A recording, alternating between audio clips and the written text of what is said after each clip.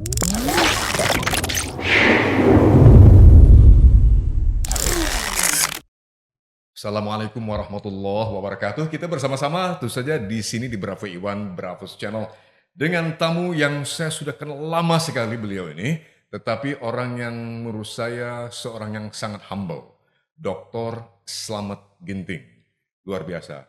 Bung Ginting apa kabar? Kabar baik. Luar biasa. Bung Iwan, luar Iwan, biasa. saya Ya. Ahmad Sudirwan. Saya sangat biasa, Bung Ginting. Saya sebut luar biasa bukan basa-basi. Karena beliau sesungguhnya saat ini memang menjadi, saya boleh mengatakan pakar politik. Beliau lebih suka disebut sebagai pengamat politik dari Universitas Nasional UNAS.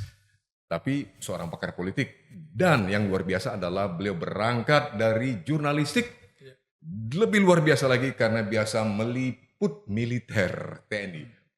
Pengalaman kan kemana-mana yang saya tahu, Bung Ginting. Sama Di ya? daerah konflik. Iya. Timur-Timur, Timur-Timur. Maluku Utara. Beliau sampai Papua. Saya belum pernah menginjak Papua jujur. Oh iya. Tapi kalau Timur dulu, kita sebut Timur pada iya. masa, tentu saja masih masa kepemimpinan Pak Harto.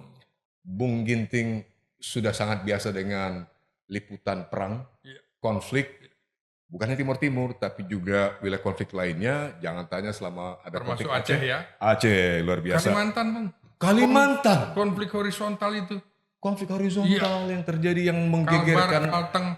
Indonesia. Iya. Yang luar biasa, yang semoga konflik horizontal semacam ini tidak pernah terulang lagi di bumi Nusantara kita ini.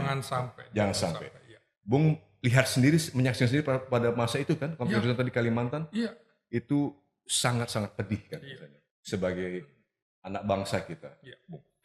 Kalau di konflik peperangan, ya bukan mengatakan sangat jamak, tapi namanya perang militer, karena antara tentara nasional melawan musuh kan kira-kira gitu. Ya. Tapi kalau horizontal jangan sampai terjadi. Udah banyak pelajaran dari sejarah kelam. Iya. Ya, walaupun konfliknya juga antara militer kita juga dengan GAM misalnya itu kan tetap saja anak-anak republik, anak bangsa. Itu sangat pedih juga. Iya. Syukurlah telah bisa diselesaikan. Namun ke depan tentu saja perhatian seluruh bangsa ini, Bung, bagaimana agar kedamaian, persatuan NKRI bisa tetap terjaga. Terlepas dari segenting apapun perang politik. Nah, bicara politik nih, Bung Ginting. Geger politik belakangan yang saya ikuti tentu di media. Bung Ginting juga termasuk yang memberikan pandangan terkait dengan beberapa dinamika politik, political dynamics yang terjadi dalam pekan-pekan atau bulan terakhir, kebetulan menjelang berakhir masa jabatan Presiden Joko Widodo. Sejak, katakanlah, yang paling current, sejak ada putusan MK, disusul dengan protes di depan gedung DPR, yang terkait dengan rencana DPR itu melakukan revisi terhadap Undang-Undang Pilkada, rame, kemudian demo itu kita ketahui membuat pihak-pihak terkait udah menerima atau membatalkan rencana revisi. Mahasiswa demo berseri-seri di seluruh kota di Indonesia. Lalu apa yang terjadi belakangan, sudah kita ketahui sampai pendaftaran pilkada. Ada drama tersendiri pula. Apakah situasi ini dalam pandangan Bung Ginting selesai eskalasinya atau masih ada potensi bereskalasi? Iya, hari ini kita juga dengar sudah ada pasukan apa, Bung, namanya? Saya harus sampaikan. Ini baru viral. Bung Ginting membuat saya open to my eyes bahwa ternyata ada yang baru viral, ada satu gerakan yang menamakan diri mereka Pasukan Berani Mati Pembela Jokowi akan melakukan apel akbar. Rencana mereka pada hari Ahad 22 September 2024 di kawasan Tugu Proklamasi rencananya. Dan itu dinyatakan oleh koordinatornya yang bernama Sukodikdo Wardoyo. Dan ini viral dan kita bisa akses pada media jakarta1.com. Jadi ini udah resmi kan, udah melalui keterangan pers. Apa yang Bung Ginting baca dari ini? Ya, itu tentu kelanjutan dari yang sebelumnya preambul sudah Bung Iwan kemukakan, keputusan putusan MK yang akan dibegal oleh DPR, tapi digagalkan oleh aksi civil society, ujung tombaknya adalah mahasiswa. Dan itu yang dibaca publik lagi-lagi ada keinginan keluarga presiden akan ditampilkan lagi dalam pemilihan gubernur. Itu yang dibaca dalam konteks pikiran mahasiswa, persepsi mahasiswa, dan sebagian civil society juga. Kebetulan juga ada mahasiswa-mahasiswa saya di lapangan kirim WA. Ya. Pak, saya ada di lapangan. Loh, kamu tahu isunya? Tahu Pak. Soal apa? Soal Kaisang. Sang Kaisar Pisang katanya. Jadi kami semula mendukung sama-sama generasi muda dari gen yang sama, tapi keinginan kali ini tidak bisa kami terima. Artinya pihak yang menentang keinginan nepotisme atau nepotisme politik, terutama tampilnya keluarga Presiden Jokowi untuk menduduki posisi-posisi di pemerintahan, baik itu wakil presiden, gubernur maupun di gubernur di Sumut maupun di Jakarta, itu digagalkan, terutama Kaisang. Nah, ini kita akhirnya kembali kepada situasi di mana Pak SBY ini, Presiden SBY, dikata dia kelabakan juga harus menjawab pertanyaan wartawan. Bagaimana Indonesia yang katanya mengklaim dirinya sebagai negara nomor 3 demokrasi terbesar di dunia, tapi presidennya mencalonkan anaknya sebagai wakil presiden, sebagai calon gubernur, dan sekarang telah gagal anaknya menjadi gubernur baik di Jakarta, Jawa Tengah, atau pilkada yang lain. Pak SBY kelabakan Bung Iwan. Untuk menjawab. Untuk menjawabnya. Bagaimana dia harus menjawab itu? Artinya isu ini bukan isu lokal lagi, tapi sudah isu internasional. Sejumlah media massa mengangkat ini, bahwa demokrasi di Indonesia sudah dirusak oleh sang presiden. Itu eksplisit ya, Bu? Iya, Pernyataan atau katakanlah bahasa media internasional. Iya. Saya ingat juga salah satu di antara di Economist Inggris juga menyatakan begitu. Persis. Concern mereka, keprihatinan terhadap demokrasi Indonesia yang justru kok menjadi begini di bawah presiden yang tadinya tidak diperkirakan akan membiarkan kerusakan demokrasi terjadi gitu loh kira-kira bahasa mereka. Betul. Ini kan selama ini dicitrakan kalau pemimpin sipil akan jauh lebih demokratis.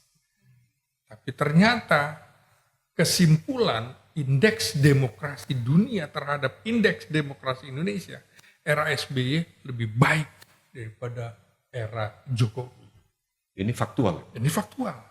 Maka SBY di Qatar tanya, kok Indonesia jadi begini? Ini kan menarik. Baru saja kita kedatangan tamu agung Sri Paus Franciscus. Paus Franciscus. Ini paus yang ketiga yang datang ke Indonesia. Menarik karena jumlah umat Katolik di Indonesia paling banyak hanya di NTT. Betul. Dibandingkan di 38 provinsi yang ada. Tapi Indonesia tentunya menjadi perhatian yang luar biasa. Ada apa? Indonesia harus dikunjungi. Padahal Indonesia adalah negara dengan jumlah pemeluk muslim terbesar selain Pakistan sekarang. Menarik ini Bung, karena kita juga tidak boleh melupakan Vatikan adalah salah satu negara keempat di dunia yang mengakui kemerdekaan Indonesia. 3 yang mengakui pertama adalah negara Liga Arab. Masuk Mesir, Mesir, Palestina, dan lain-lain. Jadi kita patut berterima kasih pada Vatikan, di mana Paus itu menjadi sebagai pimpinan tertinggi umat Katolik dunia yang jumlahnya 1,3 miliar dan juga otomatis sebagai pemimpin negara Vatikan. Nah, Muslim sekarang sudah jumlahnya sekitar 2,2 miliar. Yang menarik adalah kedatangan Paus membawa pesan sekurang-kurangnya adalah kesederhanaan, ya, kedamaian, dan satu lagi kemiskinan. Nah, Keras rasa-rasanya, iya, mungkin iya, ketiga hal tadi, kesederhanaan, pesan-pesan iya, kesederhanaan, iya, kedamaian, iya, dan pesan concern juga sekaligus tentang kemiskinan. iya, Ini sangat sangat sangat dekat atau lekat dengan Indonesia kan? Atau layak kita apungkan lah begitu. iya. Ini, Ketika belakangan ini muncullah iya, apa namanya concern besar dari masyarakat tentang betapa kesederhanaan itu telah seolah ditinggalkan iya, oleh mereka justru menganjurkan hidup sederhana. Kira-kira begitu. iya, Ini fakta kan viral Iya, setelah munculnya putra presiden dengan istrinya yang terbang dengan Iya. jet pribadi Iya. ke Amerika Serikat dan seterusnya yang terkait juga dengan ya kedamaian. Tentu saja kita harapkan betul-betul sampai nanti Presiden Jokowi selesai dan ada pelantikan presiden baru, Indonesia tetap damai dan sesuai damai. iya, Ini pesan-pesan sangat relevan dari Sri Paus. iya. Sri Paus itu antara kata dan perbuatan fakta itu kan. Beliau berasal dari Argentina, bukan negara kaya. Negara di Amerika Latin yang kira-kira tidak terlalu jauh lah dengan kita ekonominya.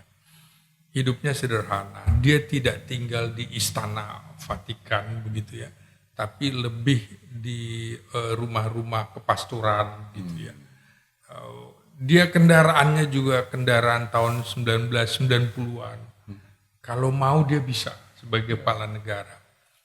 Tentu kedatangannya juga yang harus dipahami tidak menggunakan jet pribadi Ya, gitu itu kan. dia. Jet pribadi tapi menggunakan pesawat komersial. Tapi menurut saya itu juga dicharter karena membawa sekitar rombongan 80 wartawan ya. Komersial yang dicharter gitu ya. Tentu yang menarik juga tidak menggunakan hotel yang disiapkan oleh negara kita untuk tamu negara ya kelasnya, tapi lebih di kedutaan besar Vatikan di Indonesia. Saya juga lebih memilih begitu Bung kalau keluar negeri, lebih menginap di kedutaan-kedutaan kita. Selain gratis gitu Bung ya, tapi makannya juga lebih Yang pasti lebih enak gitu lebih ya. enak karena sesuai lidah. Ya, seperti rumah makan sederhana Iya, begitu ya. iya. Nah, kata sederhana ini, Bu. Kita kadang-kadang terpengaruh oleh kata sederhana. Seperti aku ingin gadis yang sederhana, aku ingin. Ya, kan seperti itu. Seolah-olah sederhana itu sesuatu yang mesti kita pilih. Padahal kesederhanaan itu tidak identik dengan perilaku. Kesederhanaan itu tidak identik dengan menghadapi persoalan-persoalan bangsa. Apakah harus dihadapi dengan kesederhanaan? Wajah yang sederhana katanya segala macam. Nah, ini kata sederhana itu juga akhirnya menjebak kita. Termasuk dalam memilih orang, bahkan katanya memilih istri yang sederhana, pacar yang sederhana. Tidak begitu dalam menghadapi persoalan. Jadi akhirnya kita kembali ke kata-kata misalnya, dulu ada jargon Jokowi adalah kita. Nah, Iya. ini kan kesannya Jokowi adalah orang yang merakyat seperti kita, hidup dengan kesederhanaan. Ingat kan Betul. katanya bajunya 100.000, Iya. celananya 100.000, Sepatunya juga 100.000. Iya. Jadi cuma 300.000. Sederhana. Sederhana. Gitu. Tapi akhirnya publik di ujung masa pemerintahnya tidak lagi percaya dengan kesederhanaan itu. termasuk itu kan sindiran keras ketika Paus mengungkapkan kata kesederhanaan, menggunakan pesawat komersial walaupun itu disewa begitu. Kalau dia mau pakai Seperti jet pribadi jet seperti pribadi. yang digunakan Kaisang dan istrinya bisa. Mudah sekali bagi Vatikan kan. Nah, belum lagi jawaban Bobi Nasution sang menantu katanya. Apa salahnya kan tidak menggunakan dana APBD. Nah, di Itu sini diucapkan oleh Bobi Nasution diucapkan yang sesungguhnya seorang pejabat publik loh. pejabat publik. Belum lagi pernyataan kemarin Rocky Gerung dalam diskusi. Iya. Pengakuan Gibran. Itu Tiap- mengagetkan. Tiap loh, Bung. Sabtu menteri-menteri datang ke Solo memberikan uang. Apa itu? Itu eksplisit Nerima. di depan publik. Oh Bung. iya, Ketika itu dibuka oleh Rocky Gerung kan. iya, iya. Membahasakan kembali dialognya dengan Gibran. Iya. Ketika Gibran Iya. datang ke tempatnya Rocky Rumahnya Gerung Rocky Gerung. menceritakan apa yang terjadi saat Gibran masih wali kota waktu itu. Iya. Itu benar begitu Bung kira-kira. Nah itu dia. Apakah kita serta-merta bisa mempercayai ucapan Rocky Gerung? Iya. Ini kan sama. Begitu pemilu Pilkada 2020 di mana tampil Gibran dan Bobi Nasution. Orang sudah melihat apakah Jokowi itu adalah kita. Apakah nepotisme itu adalah kita. Padahal ini nilai-nilai yang diperjuangkan pada saat reformasi 1998-1999. Salah satu musuh kita adalah itu. KKN. Korupsi, kolusi, nepotisme. Sama dengan tadi.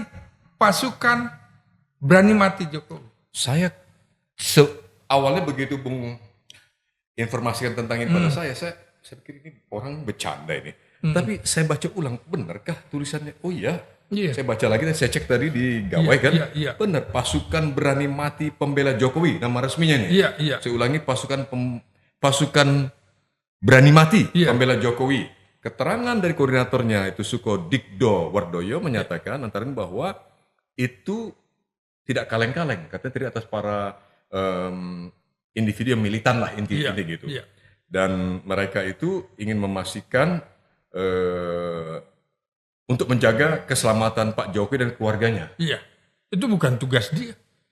Tugas Pas Pampres, Bu. Pas Pampres itu menjaga presiden, wakil presiden, Dan keluarganya. keluarga. Serta mantan wakil presiden. Mantan Setelah presiden, mantan- wakil presiden. Iya. Setelah menjadi mantan pun, Iya. presiden dan keluarga masih dijaga kan oleh Iya, negara. masih. Melalui tentu saja Pas Pampres. Iya. Artinya kan ironi ketika kemudian kemarin atau hari ini Sri Paus meninggalkan Indonesia dengan pesan kedamaian. Ini namanya bukan kedamaian. Kenapa harus namanya pasukan berani mati? Kan kesannya menantang. Menantang dan potensi bentrokan di lapangan. Potensi terjadinya konflik horizontal. Ini harus kita hindari, Bu. Apalagi tidak elok. Lokasinya di tempat the founding fathers kita memproklamasikan kemerdekaan. Itu yang Itu dinyatakan oleh koordinatornya Bung, ya Iya. sekali lagi Sukodikdo Iya. Wardoyo, menyatakan telah mendapatkan izin dari pihak berwenang Iya, untuk mengadakan acara itu di tempat yang Bung maksudkan tadi, iya, di kawasan Tugu Proklamasi. iya, Tempat yang sangat bersejarah, persis. monumental bagi bangsa Iya, ini, iya, yang seyogianya hanya menyiratkan dan memastikan kedamaian dan nilai-nilai yang luar biasa iya, pentingnya bagi persatuan kesatuan, Iya. ya kan? Tapi di sini kali ini ada Kok diizinkan rencana. polisi? Nah, itu pertanyaan saya, Bu. Iya, Itu bagaimana ya? polisi itu kan tuh salah satu tugasnya adalah keamanan ketertiban masyarakat. Lembaga atau mereka menggunakan nama itu saja. Ini orang sipil kan, Bung, pastinya Iya, kan? itu Mereka ini orang sipil. Iya, Tapi kalau misalnya reasoningnya Iya. atau pembenaran justificationnya, Bung Ginting bahwa mereka mengatakan kami orang sipil yang punya keprihatinan, concern untuk menjaga istilah mereka keselamatan Presiden Joko Widodo dan keluarganya, Iya. kan sebagai bentuk kepedulian. Itu udah ngaco, Bung. Dia mengambil tugas dari Pas Pampres. Ini siapa? Mengapa kemudian kepolisian juga mengizinkan? Kalau kita mau demonstrasi, kan mengajukan surat permohonan, memberitahu pemberitahuan. Mestinya kan ini harusnya dipelajari. Begitu. Dampaknya seperti apa? Kita belajar, Bung, dari pengalaman 1965. Di mana PKI rame-rame melakukan kampanye, berduyun-duyun, melakukan show of force kekuatan. Ya. Bahwa jangan coba-coba ngelawan PKI begitu. Justru ini yang dilawan, yang begini. Kita ingat. Tadi kita ingat peristiwa-peristiwa di mana kita sebagai wartawan meliput konflik-konflik horizontal di Indonesia. Mengerikan. Mengerikan. Setiap konflik horizontal yang terjadi di sebuah negara itu, saya sepakat dengan Bung Ginting, dari pengalaman masing-masing kita meliput di lapangan beberapa puluh tahun yang lalu, itu sangat mengerikan dan tidak boleh terulang di bumi Republik Indonesia ini. Tadi Bung mengatakan ini bisa berpotensi bahaya dari kira-kira. Karena potensi terhadap katakanlah menjadi semacam provokasi. Namanya pasukan berani mati pembela Jokowi. Kira-kira katanya nanti masanya berjumlah 20 ribuan. Sebuah show of force. Apakah setiap elemen bangsa, elemen masyarakat lainnya bisa terima begitu saja? Tentu tidak. Yang dikritik oleh para kaum akademisi adalah posisi Presiden Jokowi. Bukan Jokowi. Yang kita bahas adalah Presiden Jokowi. Sekali lagi, ini digarisbawahi Bung, bukan Jokowi ansih sebagai pribadi ya. Bukan. Tetapi Joko Widodo sebagai presiden. Persis. Jadi kebijakan-kebijakan yang kita tentang. Kita kritik, bukan kita benci pada sang pribadi. Tapi kita kritik posisinya, fungsinya sebagai presiden. Dan untuk itu hak kita dalam bersuara, kebebasan berpendapat dijamin Undang-Undang Dasar kan? Dijamin. Apalagi kita punya pengalaman jurnalistik Ibu.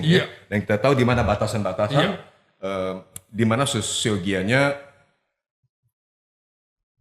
presiden sebagai kepala negara harus bersikap bijak layaknya kepala negara untuk memastikan keselamatan bangsa kan gitu dari potensi yang tidak perlu apa yang muncul di horizontal itu kan.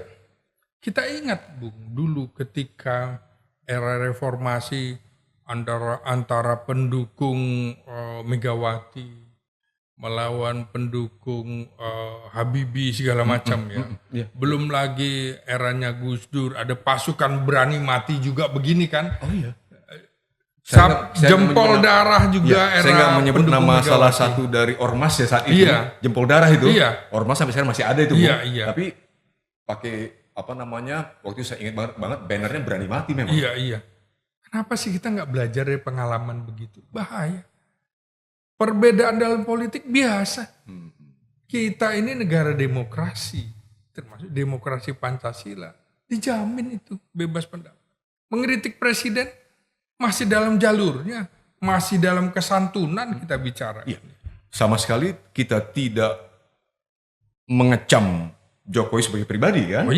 Kalau itu memang pelanggaran. Nah sekali lagi Bung. Sama dengan Gibran tadi kita bahas sebagai wali kota. Wali kota. Bobby sebagai wali kota, pejabat publik. Betul. Gitu. Kita tidak menghina pribadinya. Kita tidak mengulik-ngulik urusan pernikahannya dan lain-lain. Nggak ada. Dia pejabat publik. Konstitusi kita membuat aturan tentang itu. Dan turunannya undang-undang. Dan di belahan dunia manapun sama. Pejabat publik itu layak dan memang sepatutnya dikritisi oleh publik kan Bung? Karena dia digaji dari pajak rakyat. Kita bisa pertanyakan, itu rumah jabatan yang kau tempati, itu hasil pajak kami. Ke toilet kami dipajaki, ke restoran dipajaki, nonton dipajaki. Itu buat kau. Sekarang kita minta gitu. Mana kebijakanmu? Pada saat kita berdialog ini, Bung Ginting, Paus baru katakan 2 hari meninggalkan Indonesia dengan mendengar pesan-pesan tadi, Iya. yang menurut saya itu sangat signifikan Iya. bagi bukan hanya bagi umat Katolik Indonesia, Iya. saudara sebangsa tanah air kita, tapi juga bagi Indonesia secara umum. 3 poin tadi, Bung, Iya. yaitu pesan kedamaian, mengenai kesederhanaan, lalu mengingatkan tentang masih adanya kemiskinan Iya. yang menjadi persoalan bersama bangsa kita. Pada saat ini juga baru lewat sehari Presiden Joko Widodo mendekati hari-hari pekan-pekan bahkan hari terakhir sebelum mengakhiri secara resmi jabatannya dalam rangka tugas kepresidenan sudah mulai menyatakan pamit gitu. Iya, di Surabaya hari ini ya. Ya, Pamit. Tapi di sisi lain ada ini, Bung. Ada pasukan ini. Bersamaan viralnya. Pasukan berani mati pendukung Jokowi dengan Jokowi pamit. Publik akan melihat Jokowi panik.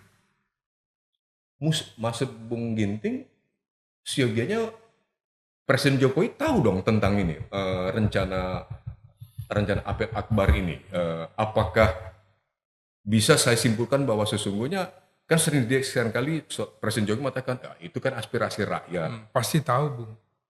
Dalam politik itu seringkali dalam politik Raja Jawa yang dimaksud itu, apa yang dilakukan tangan kanan tidak boleh diketahui tangan kiri. Jadi pura-pura nggak tahu, kan nggak masuk akal, Bung. Dia nggak tahu pasukan ini. Kalau dia tahu, bubarkan itu. Tidak boleh ada. Tegur Kapolri, kenapa izinkan ini? Ini merusak saya. Harusnya kan begitu.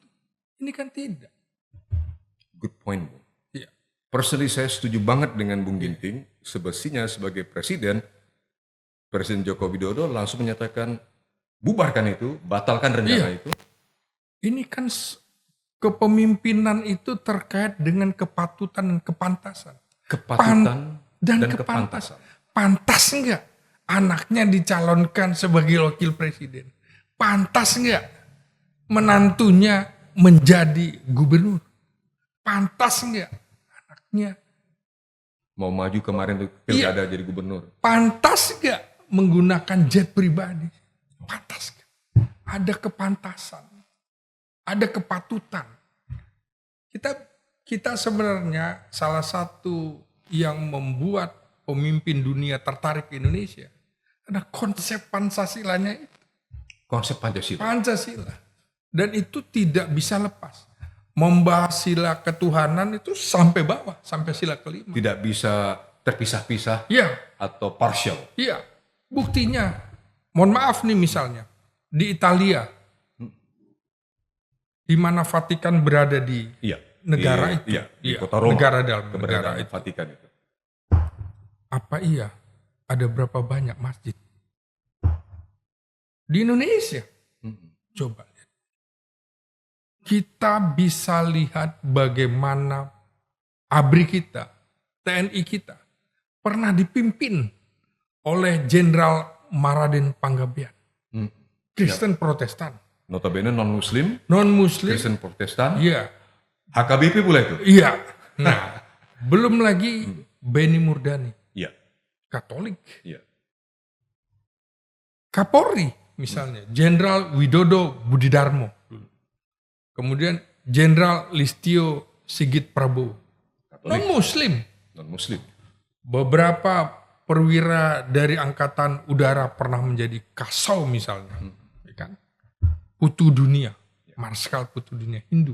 Dapat. Jadi jangan ajari soal toleransi ke Indonesia. Jangan ajari toleransi ini. Kita sudah nerima itu. Ketuhanan yang Maha Esa berarti menempatkan, silakan. Orang mau beragama apapun, silakan. Bung, saya dari tadi itu mungkin karena saking semangat dapat kesempatan ngobrol dengan seorang dokter Slamet Ginting yang seorang pakar politik di mata saya yang luar biasa karena berangkatnya dari jurnalistik dan periset beliau juga dan luar biasa pengetahuan tentang militer Bung Ginting. Nah sekarang saya menangkap Bung Ginting punya concern besar, keprihatinan menjelang berakhirnya masa kepresidenan seorang Presiden Joko Widodo, jangan sampai dong Iya, ada katakanlah noda-noda yang tidak perlu iya, yang berimbas pada demokrasi persis. Indonesia Iya, dan kemudian berimbas kepada Iya. katakanlah estafet kepada pemimpin yang baru, Iya. supaya tidak ada riak-riak tak perlu begitu kan. persis. Termasuk dengan tadi bersikap tegas dong terhadap apa yang sudah terlanjur viral sekarang ya, Oh iya, mengenai rencana gerakan ini yang mau mengangkat Betul. Apel Akbar tadi. betul. Juga be genuine lah, betul-betul genuine lah ketika menyuarakan tentang slogan hidup sederhana. Iya, Harus genuine kan gitu kan? betul. Hidup sederhana. Apalagi Bung, Jadilah Jokowi yang dulu itu. Iya. Jokowi adalah kita. yang memukau rakyat Indonesia Bung, pada tahun 2014 kira-kira. spanduk di demo itu munculnya bukan lagi Jokowi ada kita. Jokowi adalah musuh kita. Itu berbahaya, Bung. Itu bahaya. Bahaya lihat- ini tidak sesuai juga dengan sila ketiga, persatuan. Persatuan Persatuan Indonesia. Indonesia. Bahaya, Bung. Dari sisi sila kedua, dari mana sisi kemanusiaannya? Berbeda pendapat nggak apa-apa. Sesama Biasa manusia. saja demokrasi. Ya habluminallah, habluminanas, begitu kan? Ya, sebagai orang beriman Iya, dalam kerangka Pancasila, iya, kita sudah biasa iya. melalui ini kan, Bung. Kenapa harus pakai istilah pasukan berani mati? Nah ini juga apa sesuai dengan sila keempat? Kerakyatan yang pimpin oleh hikmat Hikmat bijaksana kebijaksanaan. dalam permusyawaratan perwakilan. Iya. Sama sekali jauh. Musyawarah nih gimana? Bijak enggak itu? Nggak sesuai. Belum lagi keadilan sosial.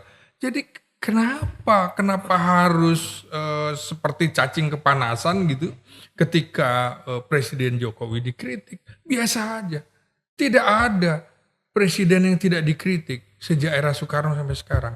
Bahkan menurut saya menyesal ini. 1 Oktober DPR kita sudah masuk ke DPR yang baru. terbaru.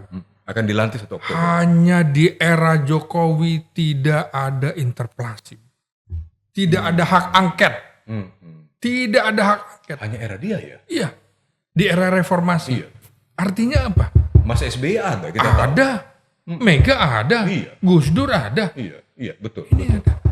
Ada apa? Oh, Nah, oke. oke. Jadi kita bisa bicara tentang demokrasi era Jokowi. Nah, saya karena begitu, which brings me to this big point. Oke. Bung Ginting sudah menyampaikan tadi concern-concern yang berangkat dari the latest dynamics lah, Iya. katakan secara politik apa Iya. yang terjadi belakangan ini. Sudah kita bahas, kita kupas, buat saya menjadi bahan juga sekali kontemplasi Iya. kan Bung. Tapi ternyata kalau kita mau belajar sebagai bagian dari anak bangsa ini bahwa setiap periode itu kan menghasilkan mestinya satu karya Bung, tanda kutip. Iya. Periode Presiden Joko Widodo 2 kali 5 tahun Iya. itu kan bukan sesuatu yang Singkat. singkat. Iya. Kira-kira apakah benar demokrasi ini sebagaimana klaim Presiden Jokowi dan beberapa katakanlah pengikut atau katakanlah pembela setia beliau mengatakan demokrasi, bahasa yang kita mungkin lebih sederhananya fine-fine aja kok, kita buka kata demokrasi, semua orang boleh berbicara. Itu kata Presiden Jokowi dan mereka yang pro Presiden Jokowi. Iya. Sebaliknya, pengkritiknya mengatakan terbelenggu demokrasi. Iya. Mereka bisa tunjuk banyak contoh. Iya. Pandangan Bung Ginting. Iya. Kesimpulannya sebelum saya jelaskan. Iya. Demokrasi Indonesia terus merosot di era Jokowi. Oke. Terus merosot, Bung. Terus merosot. Iya, iya. Reformasi sudah berjalan sekitar 25 tahun. Iya. Ya. Tetapi demokrasi Indonesia relatif belum sepenuhnya kokoh. Relatif belum sepenuhnya kokoh. Kenapa? Ya, bahkan kebebasan sipil yang menjadi salah satu syarat mutlak sebuah demokrasi masih belum menemukan ruang kebebasan sebagaimana rumahnya. Oke. Belum menemukan ruang kebebasan. Misalnya. Ya. Jadi ini kan kita baru saja lepas dari belenggu otoritarianisme, era demokrasi Pancasilanya Pak Harto, era demokrasi terpimpinnya Pak Karno atau Bung Karno. Nah, kita baru saja melangkah dan tidak terasa sudah 25 tahun. Ya salah satunya kita ingin masuk ke era reformasi dengan segala harapan. Maka kita mendapatkan predikat dengan jumlah penduduk terbesar di dunia setelah India, kemudian Cina. India nomor 1 ya sekarang, dan juga Amerika. India, Cina kan tidak menganut demokrasi, jadi kita ketiga. Nah, ini ada fakta bahwa kebebasan sipil khususnya dalam menyampaikan pendapat justru mengalami hal yang di luar dugaan, tidak ada jaminan. Semakin merosot, oke? Semakin tidak terjamin. Tentu kebebasan berpendapat ini kan sudah tercermin dengan kebebasan kita sebagai bangsa yang sudah meninggalkan yang disebut bagaimana presiden sangat-sangat berkuasa, beda tipis dengan raja. Sehingga Indonesia sedang melangkah ke arah demokrasi yang lebih baik. Nah, ini saya harus melihat dulu catatan-catatan dari The Economic Intelligence Unit yang menunjukkan indeks demokrasi Kita terutama pada kebebasan sipil ya. Pada 2019 di mana Jokowi masuk kepada periode kedua ya, ini skornya di bawah 60. Hanya 5,59. Jauh dari skor rata-rata yang diharapkan adalah di atas 6, kalau kita kuliah di bawah 6 itu nggak lulus gitu kan. Nah, ini kita lihat dalam 15 tahun terakhir ya, era Jokowi itu di bawah eranya SBY. Terburuk, Bung. Khusus indeks tadi sebagai parameter begitu, Bung? Iya, soal kebebasan sipil mengalami penurunan. Anda tahu ada ketakutan orang mengkritik Jokowi dianggap anti pemerintah. Anti Pancasila. Ini mendukung kelompok intoleran. Misalnya dalam kasus terbunuhnya pendukung dalam kasus kilometer 50 misalnya. Itu dunia juga mengatakan ini sudah kebablasan. Itu dunia loh yang mengatakan. Dunia. Termasuk ada juga pandangan Komnas HAM kan? Persis. Tapi orang mau ngeritik itu takut, Bung. Karena nanti dianggap mendukung kelompok intoleran. Anti Pancasila. Di situ kemudian dibaca oleh dunia bahwa di Indonesia sudah mulai takut menyatakan pendapat. Di situ. Karena itulah berimbas pada menurunnya indeks demokrasi Indonesia. Persis. Jadi indeks demokrasi Indonesia terus merosot. Dan tren skor kebebasannya juga ini poinnya jauh di bawah angka 60. Jauh di bawah angka 60. Angka prasyarat lulus. Iya. Nah, ini kalau kita lihat dari dua komponen ukurannya itu kan kebebasan sipil, kemudian juga hak-hak politik juga tidak menunjukkan perbaikan yang signifikan, malah cenderung stagnan di angka, bayangin tadi. Kebebasan sipil angkanya 28 poin, Bung. Rendah sekali. Sekali, Bung. Untuk kebebasan sipil angkanya 28 poin. Hanya 28 poin? Iya. Kemudian untuk hak-hak politik cuma di 30 poin. Jauh sekali dari katakanlah 60 tadi. Nah, apalagi ini tadi ada pasukan berani mati, semakin menunjukkan ditakut-takuti begitu kan. Saya pernah dengar dulu mungkin semacam bukan bermaksud olok-olok, tapi mungkin semacam sinisme. Iya. Democracy of fear. Iya. Jadi ditumbuhkan rasa takut. Iya. Walaupun negara tetap bersistem demokrasi. Persis. Padahal sesungguhnya tidak jauh berbeda dengan sebuah sistem Otokrasi. ini sih, otokrasi. Iya, iya. Nah makanya Banyak terjadi di kemudian banyak negara kan. di Economic Intelligence Unit itu menegaskan bahwa Indonesia adalah negara yang demokrasinya cacat. Oke, menarik ini. Istilah yang dipakai kalau di Economic Intelligence Unit itu adalah untuk Indonesia. Iya. Indonesia yang demokrasinya Flawed democracy atau false democracy, Iya. cacat. demokrasi Indonesia cacat di era Jokowi. Ini Menurut saya ironis, Bu. Loh, iya, Bukankah dia dulu pertama sekali muncul ketika menjadi presiden, justru kan Jokowi Iya. adalah kita tadi Iya, dikatakan. iya. Dia adalah representatif Iya. rakyat kebanyakan, maka semua harapan-harapan rakyat, harapan untuk demokratisasi yang lebih luas Iya. sesuai dengan semangat reformasi akan terwujud di masa kepresidenannya. Iya. Tapi di ujungnya ternyata bahkan lembaga internasional sendiri yang baru Bung Ginting bacakan Iya. menilai sebaliknya terhadap Iya. Presiden Joko Widodo. di masa Jokowi demokrasi Indonesia cacat, bukan kita. Dunia sudah melihat itu. Jadi Kita tidak sekarang- semata-mata katakan lawan-lawan politik dalam negerinya ya ternyata sekarang yang berpandangan seperti itu. Bahkan pihak luar pun sudah melihat Iya, ada masalah Iya. demokrasi iya. di era Presiden Jokowi. Apalagi dengan adanya begini. Kita ini tadi dapat nilai 28-30, Bung. Nilai normal untuk lulus 60 jauh nih separuhnya. Berarti ada masalah-masalah demokrasi di Indonesia.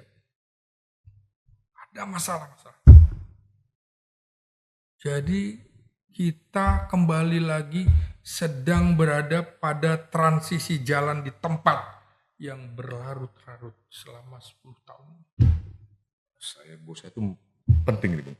Transisi jalan di tempat yang berlarut-larut dalam 10 tahun terakhir ini. Iya, Kita mau bertransisi, iya. tapi somehow jalan di tempat kan itu kan, Iya. tetap jalan di tempat. Maka, Dan berlama-lama pula di situ, Iya. berlarut. iya. Wow. Maka harapan untuk demokrasi berjalan, demokrasi terkonsolidasi Mm-mm. hanya sebuah harapan. Utopias. Iya. Bisa sementara ini sesuatu harapan yang susah dijangkau. Iya, Apakah iya, by October 20th, iya, pas 20 Oktober 2024, iya, sesuai agenda kenegaraan kita, Iya, iya. Bung Ginting, ini adalah pelantikan presiden wakil presiden baru. iya, Tentu saja pemenang Pilpres kemarin yaitu Pak Prabowo Subianto dan pasangannya akan dilantik iya, menggantikan Presiden Joko Widodo dan Wapres Pak Kiai Haji Ma'ruf Amin. Terhadap semua situasi yang tadi kita sudah diskusikan. Prabowo dan Gibran. Prabowo dan Gibran. Iya. Oh iya. Iya, iya. Dan wakil itu saya katakan. Iya, iya. Saya bukan lupa atau lebih tepat saya lupa tadi. Iya, Maklum, udah mulai umur, Bung. iya, Dulu kita waktu masih jadi wartawan lapangan, kita masih jagoan, bisa mengingat banyak hal, Bung. Ya. iya. Tapi sekarang ternyata memori udah mulai. Dengkulnya juga masih kuat. Dulu kita bisa masuk keluar hutan, ya kan berjam-jam gunung, berhari, ya. nggak ada masalah. Bung di Papua, dan itu saya pernah makan di Timur Timur, juga di Belantara Aceh. Anyway, Oke. jadi kita merasa bahwa harapan lah gitu yang kita tangkap. Kan kita ini sebagai wartawan, Bung. Sampai sekarang saya mengatakan diri saya sebagai wartawan, Bung. Kan Iya, namanya memang, kan. all soldier never dies. Iya. All soldiers never die. Iya, tidak ada bekas guru, tidak ada bekas tentara, tidak ada bekas wartawan. Mantap, Bu. Iya. Tidak harus wartawan. Tetap wartawan kita, Bu. Iya, Terserah orang mengatakan karena usia kita sebagai wartawan senior, silakan pada orang-orang ya. Tapi saya membaca apa yang berlangsung, apa yang sedang terjadi di kalangan katakan orang awam, Bung Ginting. Anda tuh saya melihatnya dari kacamata seorang intelektual. Walaupun kita sama-sama punya background kewartawanan, iya. saya keseharian saya lebih sering dengan orang-orang di pasar dan di jalan, Bung. Ketika masih sama-sama. Iya. Hanya belakangan saya tingkatkan intensitas saya untuk mendengarkan apa sih yang di Aspirasi aspirasi masyarakat. yang berkembang. Ternyata belakangan tanpa bermaksud menyatakan sebagai katakanlah bermakna politis, saya ingin menyatakan statement saya begini, saya ingin menyatakan bahwa sudah diterima oleh bangsa ini akan terjadinya katakan keberlanjutan kepemimpinan kepada Prabowo Subianto sebagai presiden dari presiden sebelumnya itu Presiden Joko Widodo tanggal 20 Oktober 2024. Atas situasi atau dinamika politik yang kita sudah bahas tadi, yang diantara sangat mengkhawatirkan apa yang akan bakal terjadi, yang tadi Bung sampaikan udah viral, itu rencana apel akbar yang menamakan diri pasukan berani mati pembela Jokowi, yang tentu saja boleh jadi berpotensi ada implikasi kan gitu kan terhadap demokratisasi kita. Apakah seorang Prabowo yang notabene berlatar belakang militer tidak punya concern besar terhadap hal ini? Pasti. Sebagai tentara pasti dia mendahulukan sila ketiga itu. Persatuan Indonesia. Pasti. Menurut saya dia menyesalkan ada pasukan seperti ini. Yakin tuh? Iya, saya menerjemahkan seperti itu. Dia akan berpikir untuk melakukan konsolidasi demokrasi juga ya. Ciri-cirinya tentu demokrasi harus bisa berjalan dan berproses dalam waktu yang cukup lama. Karena dia pasti dalam 5 tahun ini ingin memperbaiki indeks demokrasi Indonesia. Seperti sekurang-kurangnya di era SBY yang sama-sama militer. Bosan menarik. Bung Ginting melihat itu menjadi salah satu prioritas utamanya Prabowo ya? Iya. Konsolidasi demokrasi. Konsolidasi demokrasi. Menarik. Ya. Karena di atasnya ada persatuan nasional itu tadi. Kedua tentu saja harapan kita juga ada penegakan hukum yang berjalan baik. Lalu juga pengadilan yang independen karena kita tahu ya ada kasus kemarin penegakan hukum di mana pelaku pembunuhan dibebas gitu. Ya. Dalam kasus korupsi timah juga hanya dihukum 3 tahun seperti pencuri kambing saja. Itu juga kita lihat dalam beberapa kasus pengadilan yang tidak independen begitu. Nah, tentu pemilu yang adil dan kompetitif menjadi harapan kita semua, di mana pada saat ini sedang ada pihak-pihak yang terzolimi, pihak yang memiliki elektabilitas tinggi, tapi berseberangan dengan rejim, tidak mendapatkan tempat. Itu ironinya. Kasus Anies Baswedan misalnya. Juga kasus partai politik PDIP yang dizolimi. Dua ini mewakili personal, aktor politik, yang PDIP mewakili institusional. Ini kan artinya ada, kita harapkan ada pemilu yang adil dan kompetitif. Ini tidak ada kompetitif yang seperti ini. Kemudian juga lagi-lagi kita harus ingatkan kuatnya civil society. Bukan seperti ini tadi. Kuatnya civil society. Ya nggak apa-apa ada kebebasan kritik pemerintah. Prabowo juga harus siap itu. Ya kan? Yang ketiga tentunya terpenuhinya hak-hak sipil, ekonomi, dan budaya warga negara. Nah, saya cenderung melihat bahwa ini potensi menjadi masalah krusial. Pasukan berani mati ini akan menjadi masalah krusial dalam demokrasi di Indonesia. Karena ini akan mengakibatkan absennya masyarakat sipil yang kritis. Kan? Ya. Ada ketakutan untuk kemudian nantinya mengkritik. Nih, lo kritik ada pasukan berani mati. Jangan main-main gitu. Jangan main-main kan.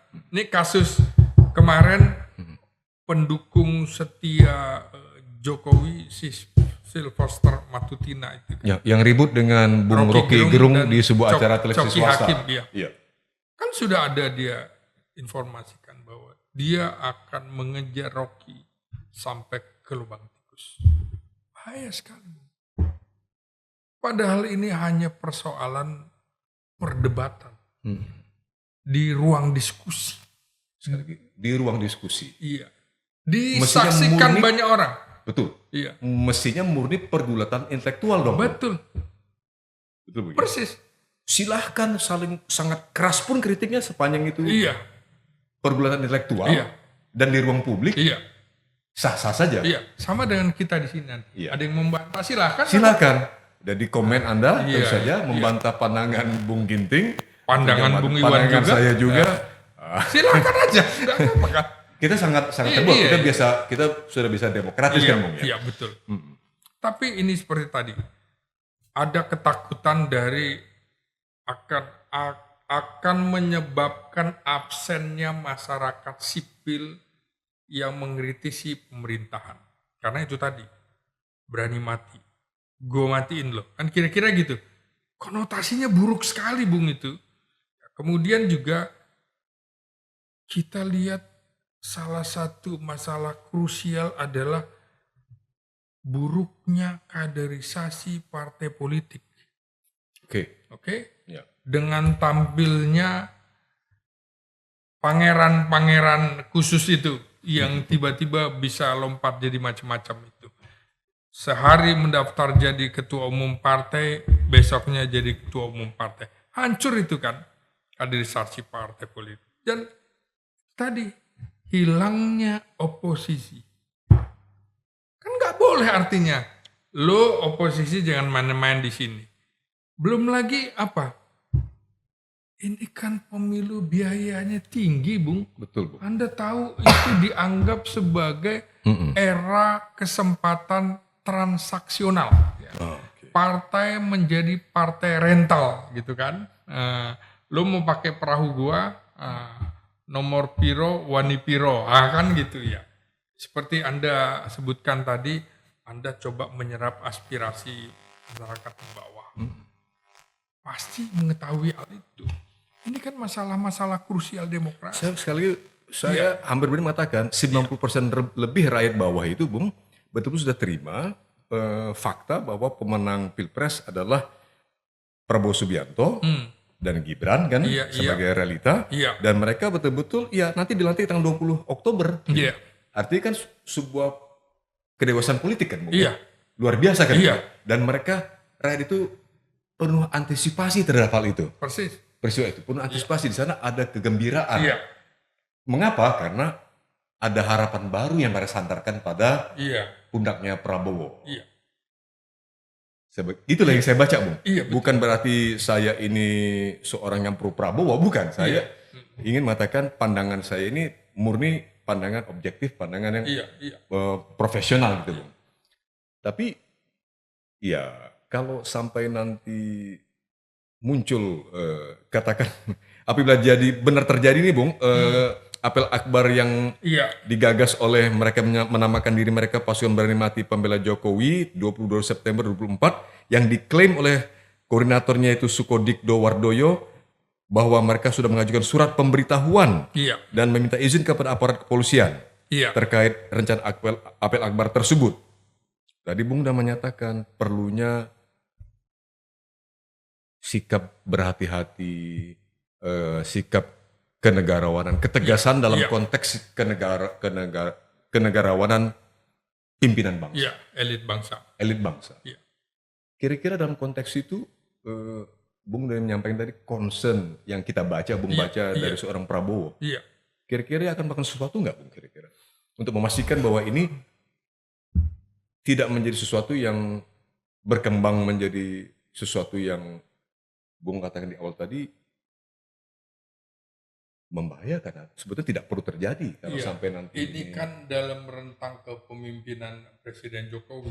Iya. Kita sudah lihat dalam Pilkada Jakarta misalnya 2017. Kemudian pemilu 2014, pemilu 2019 itu kan kita sudah lihat ada polarisasi politik yang sangat Polarisasi, tajam.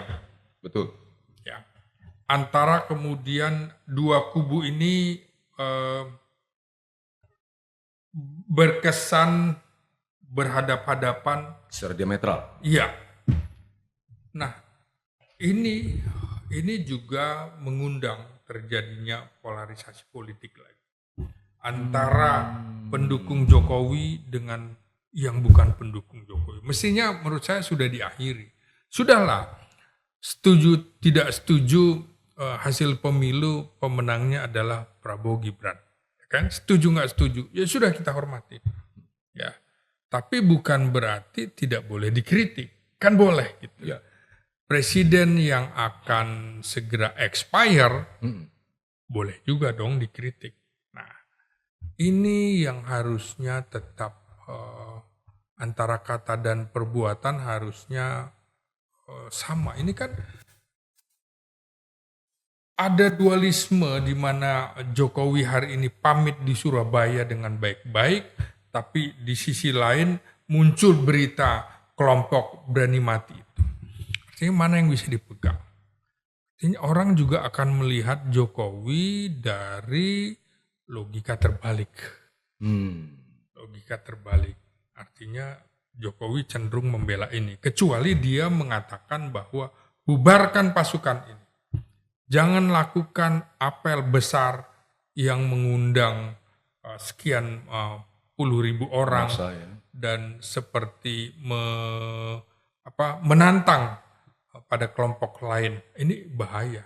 Kita tidak menginginkan juga konflik polarisasi yang horizontal itu. Jadi jangan sangka kemudian dunia luar juga tidak bertepuk tangan kalau kita selalu diadu domba. Kita sekian lama ya diadu domba, masa kita nggak belajar dari pengalaman itu ya? Iya, ya. Bung. Bung, kalau saya begini, berpikir saya ini kan mungkin pastinya, bukan mungkin, pasti tidak seintelektual Bung Ginting kan. Sebagai seorang intelektual, pemikir, politik, bukan sekedar pengamat politik, di mata saya pemikir politik, di akhir era Jokowi. Iya. Dengan semua capaian dia, dan katakanlah hal-hal yang bagi sebagian kalangan, mungkin termasuk kalangan intelektual, dipandang bukan merupakan prestasi. Misalnya dalam konteks demokrasi tadi yang kita bahas. Kira-kira kalau saya boleh bertanya satu dua elemen atau poin di mana Bung lihat Jokowi sebagai presiden Jokowi cukup berhasil, apakah pembangunan fisik lewat pembangunan infrastruktur yang luar biasa selama 2 periode ini, atau ada hal lain? Ya, tentu kita tidak boleh menafikan ya. Melihat orang harus dengan lengkap ya. Artinya kita tidak boleh melihat dari sisi negatifnya saja. Sisi positifnya ada tentu saja. Ya betul, membangun infrastruktur betul. Tapi apa iya infrastruktur itu dibangun semuanya dari APBN? Kan enggak juga. Pihak swasta loh Bung. Membangun infrastruktur jalan itu rata-rata swasta. Puluhan ribu kilometer jalan tol. Iya. Lebih dari 50 bandara dan pelabuhan yang baru. Iya. Belum lagi jalan provinsi yang puluhan ribu kilometer baru. Iya. Itu yang disebut oleh pemerintah. Itu kan real. Iya. Kita tidak bantah ya. Iya. Yang Bung pertanyakan adalah membangunnya itu semua pakai apa kan gitu ya? Iya betul. Apakah APBN semua?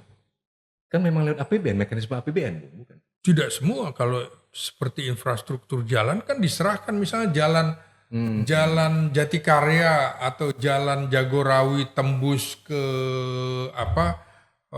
arah Bandung itu juga kan pihak swasta. Tidak semuanya. Jadi kita juga tahu beberapa pembangunan infrastruktur di daerah yang kemudian hanya menjadi gagal memelihara. Misalnya Jakabaring di Sumatera Selatan. Produk PON, produk SEA Games, produk Asian Games. Sekarang seperti apa? Kalimantan Timur, juga Papua yang baru-baru saja terjadi. Kita bisa membangun tapi kita juga tidak bisa melihara. Salah satu yang saya kritik juga dari pengalaman-pengalaman elit-elit kita, baik itu wali kota, bupati, gubernur maupun presiden, cenderung tidak mau melanjutkan pembangunan yang telah dilakukan para pendahulunya. Soal Trans Papua apa itu hanya di era Jokowi? Tidak. Sebagai peliput, sebagai jurnalis, saya meliput bagaimana SBY juga membangun jalan di Papua. Termasuk Trans Papua tadi. Iya, tapi misalnya dari satu titik ini ke titik ini, di era Jokowi tidak dilanjutkan dari titik ini ke sana, tapi membuat yang baru, Bung. Tinggal jadi alang-alang. Nah, jeleknya kita adalah ini dianggap nantinya legacy dari pemimpin sebelumnya. Bukan ide dari ide dari pemimpin yang baru gitu. Jadi dianggap bahwa ini cuma mencontek saja. Nah, itu pikiran-pikirannya. Sama kan sebenarnya kalau kita berbicara rencana Pak Harto membangun Jonggol sebagai ibu kota ya. Itu infrastrukturnya udah disiapkan. Terlebih dahulu.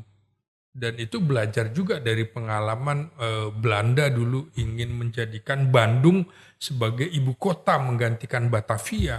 Rencana itu sebelum Perang Dunia Kedua ya? Sebelum Perang Dunia Kedua, karena sudah posisinya berada di tengah-tengah dikelilingi gunung, ya kemudian sudah dibangun satuan-satuan militer di situ. Bandung kan kota militer gitu. Iya. Karena rencananya itu.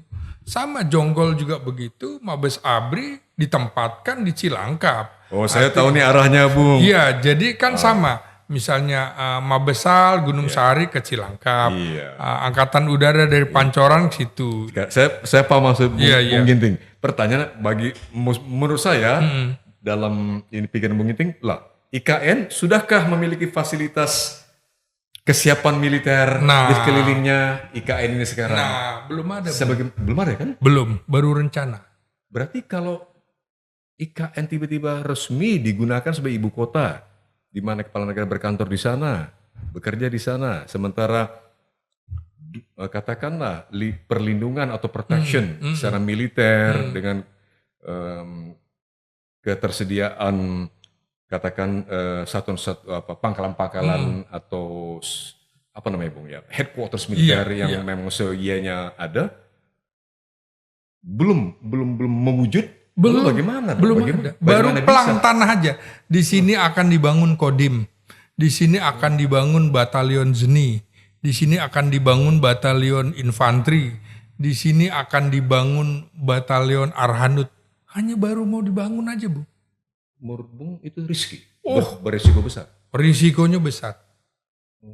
Rencana Jokowi akan berkantor di sana Juli kan gak terbukti. Nah, sekarang akan berkantor September. Siapa yang jaga?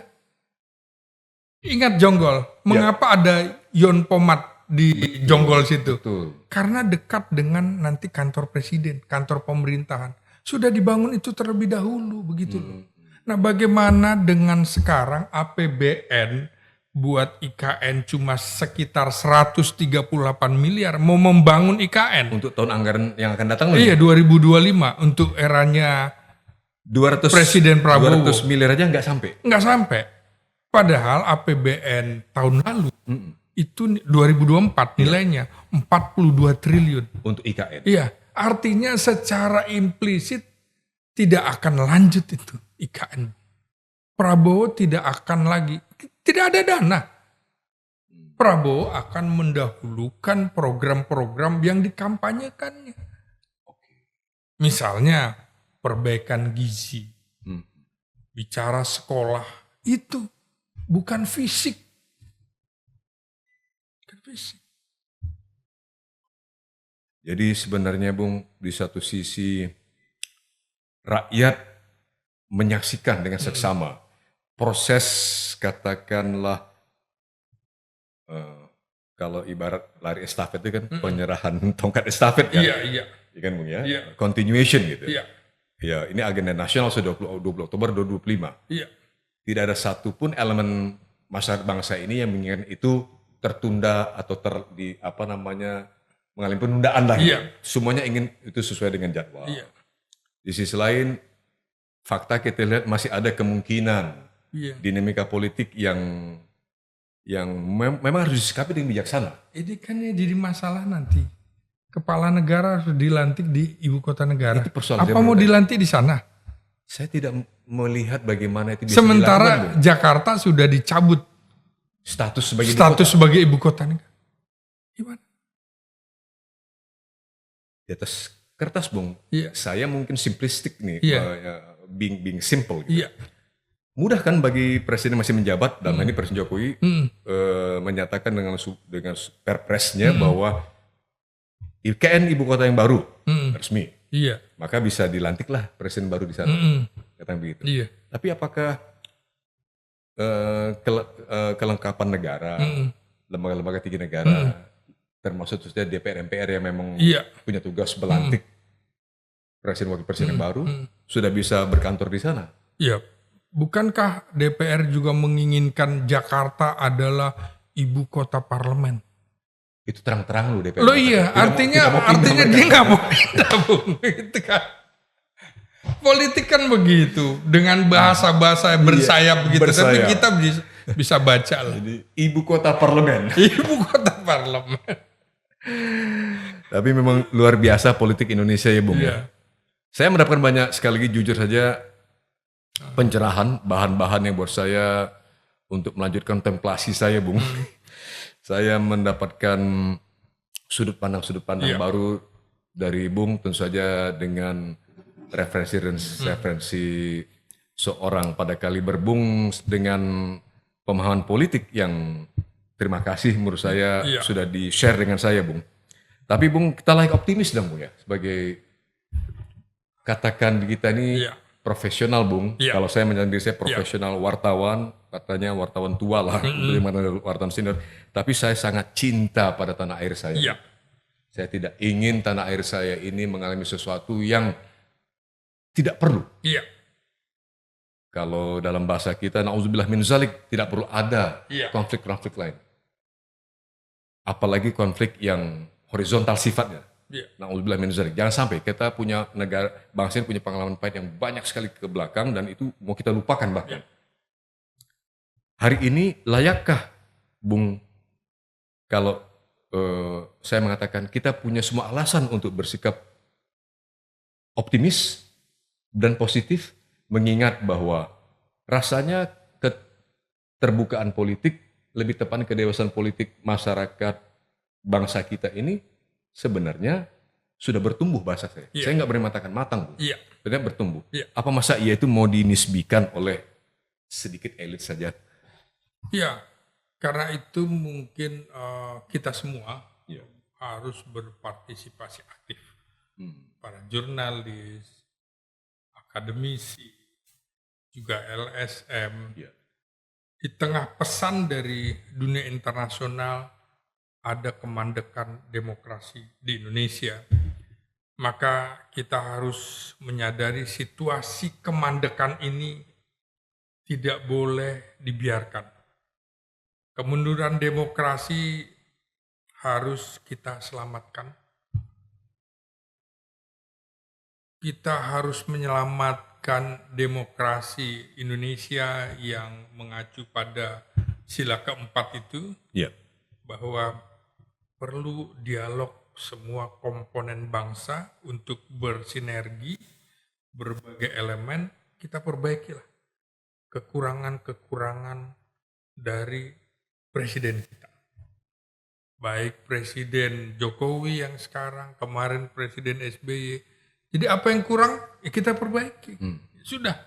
Jangan kemudian kita terpancing untuk melakukan aksi kekerasan yang anarkis yang bisa menyebabkan gagalnya agenda nasional kita, pelantikan presiden pada 20 Oktober nanti. Jadi kita mesti bersinergi dan pendukung Presiden Jokowi juga harus memahami bahwa Indonesia dinilai mengalami kemandekan demokrasi. bahkan kemunduran di eranya Jokowi. Itu fakta. Mereka adalah doktor-doktor ilmu politik, doktor-doktor ilmu pemerintahan, para guru besar yang menilai. Ya, dari sisi hukum, dari sisi politik, dari sisi ekonomi, partisipasi masyarakat. Jadi takarannya penilaian para ilmuwan. Kita mesti terima, bukan penilaian para lawan politik. Ya. Sama dengan posisi kita di sini, bukan pendukung 01, 02, 03, enggak. Kita posisinya sebagai jurnalis, sebagai ilmuwan. Gitu, Bung. Keren, saya belajar lebih jauh lagi, Bung. Siap. Terima kasih, Bung, atas closing statement yang buat saya sekali lagi mencerahkan dan membuat saya semakin optimis bahwa mudah-mudahan dengan keterlibatan kita, termasuk terutama Bung, mewakili akademisi dan intelektual, sekaligus jurnalis. Sementara saya tentu saja hanya sebatas sebagai jurnalis, itu pun sudah tua. Tapi masih optimis. Mudah-mudahan insya Allah kita bersama-sama tadi Bung sampaikan bersinergi untuk membuat bangsa ini bukan hanya betul-betul bisa memastikan langkah ke depan yang safe, yang menyelamatkan NKRI kita, tapi juga berkeadaban nih Bung ya. Semakin maju kita dalam berdemokrasi, semakin dewasa pula, dan untuk itu kita berterima kasih kepada Dr. Slamet Ginting, rekan saya yang luar biasa. Bung, terima kasih sekali lagi. Terima kasih Bung Iwan. Luar biasa. Iya. Terima kasih atas pembelajaran Bung. Kita jumpa lagi pada lain kesempatan, tentu saja dengan topik berbeda. Kita harapkan Bung Slamet Ginting akan berkenan untuk hadir lagi di Bravos. Siap. Assalamualaikum warahmatullahi wabarakatuh. Waalaikumsalam warahmatullahi wabarakatuh.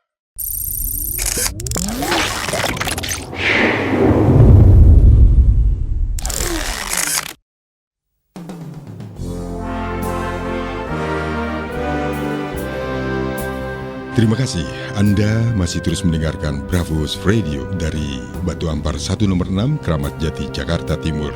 Bravos, your digital radio station.